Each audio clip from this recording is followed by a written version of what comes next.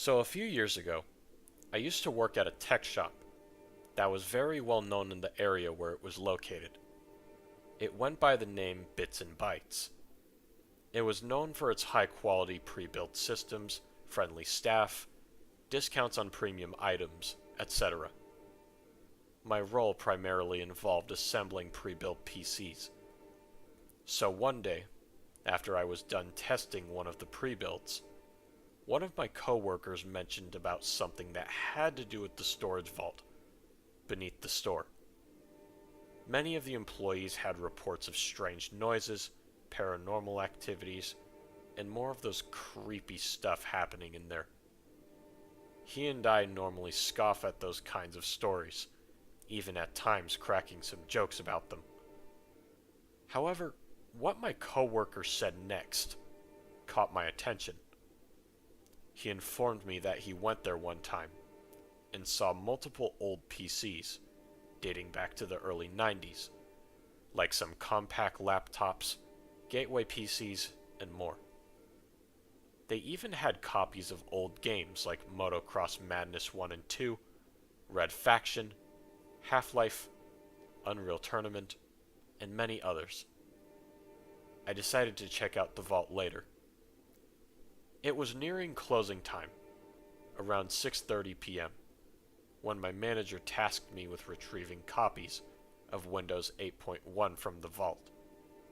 He also mentioned I could take some of the old tech and games home for free, knowing my passion for vintage technology. I accepted and went into the supposedly haunted vault. I did what he ordered me to do, while bringing some computers, laptops, games, and even consoles with me.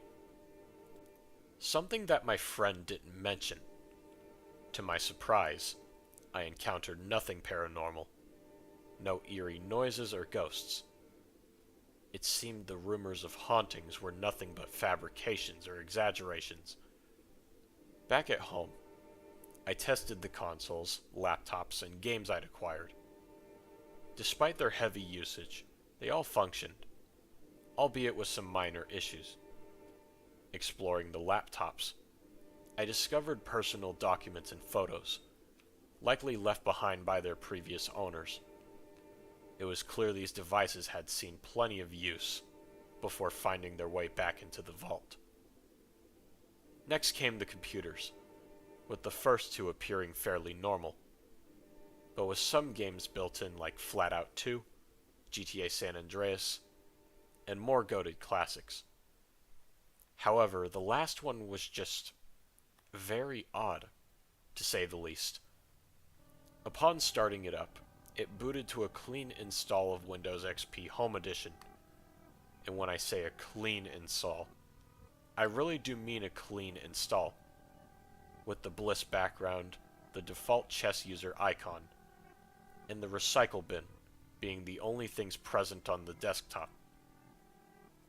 While I was browsing the contents of the hard drive, the disk drive started to make a very loud reading sound, which is common for disk drives to make those kinds of sounds.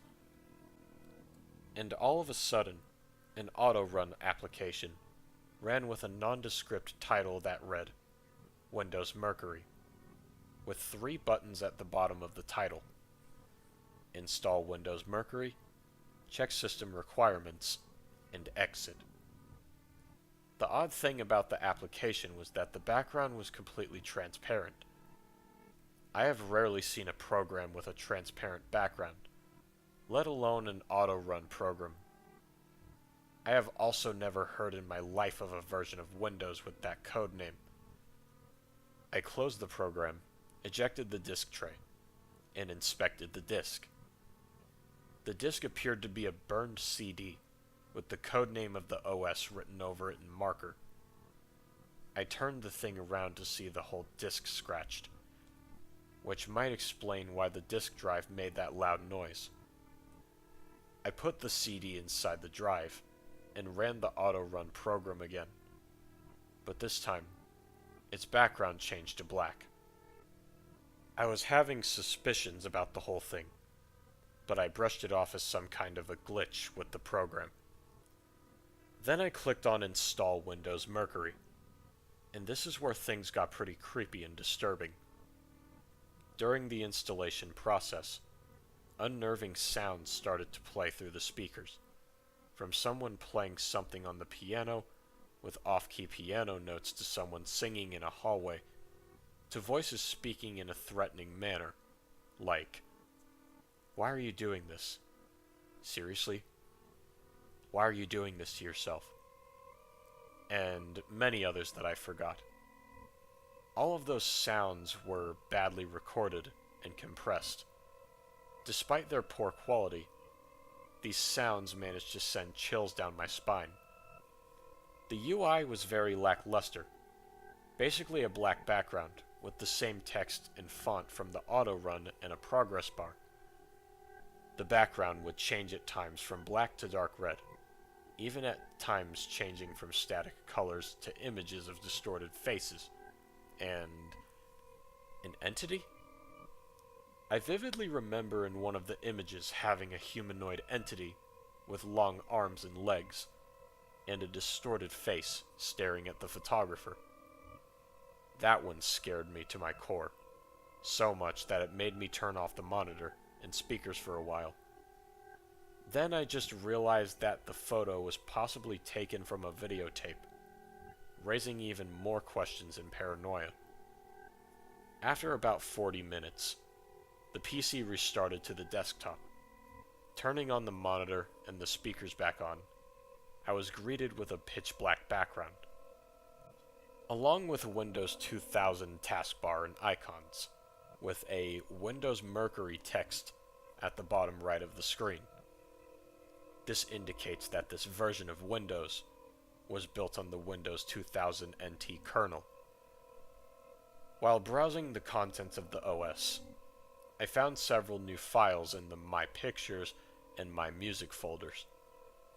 The Pictures folder showed the images from the setup, with the exception of one, titled 2002-0902-060.png.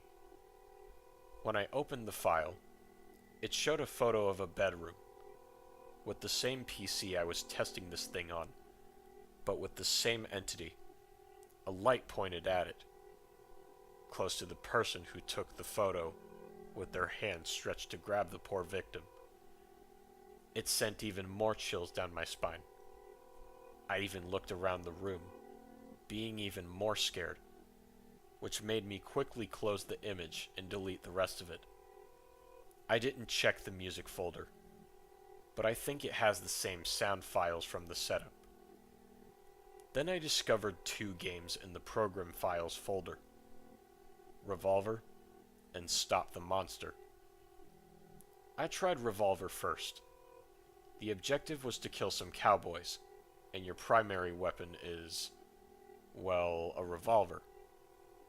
I played the game for a bit, and it seemed to be your average FPS game that some teens made back in the 2000s, or so I thought. When I completed the first level, it went to a black screen, before cutting to a video of someone exploring a cabin with a flashlight, similar to the one in the image.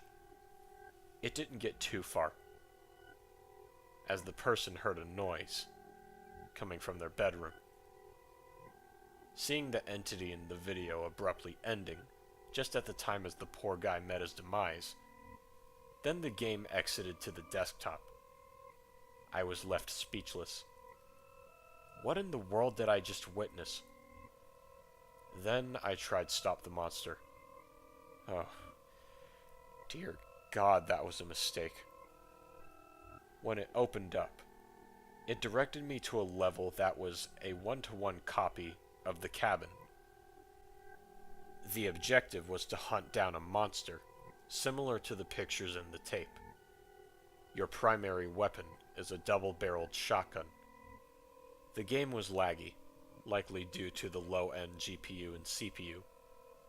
I explored around the cabin. Nothing unusual happened, until I eventually found the entity. Then a cutscene played of the thing carrying around a corpse with a camera in its hand. After a while, the monster noticed me and proceeded to make an ear-piercing screech, sending shivers down my spine. I quickly fired my shotgun at the thing, but that didn't stop him. It made him even more aggressive, intensifying its screams. I started to sprint around the cabin until I came to a dead end. Then the entity cornered me, replicating the gruesome demise in the recording. Then the game minimized and proceeded to open multiple Internet Explorer windows with websites that featured pictures of decomposed bodies and, even worse, distorted faces, accompanied by a distorted screaming sound. It was so loud, it almost destroyed my eardrums.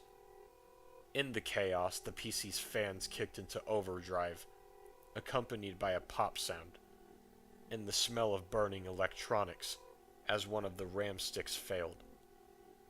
I quickly unplugged the power cable and flung open the window, allowing the acrid scent to dissipate. I destroyed the CD and reformatted the hard drive, putting an end to all of that bullshit. However, the images, the unsettling videotape, and the disturbing games lingered in my mind for a while. Fortunately, I sought the help I needed to cope with the trauma, and eventually, I was able to move on.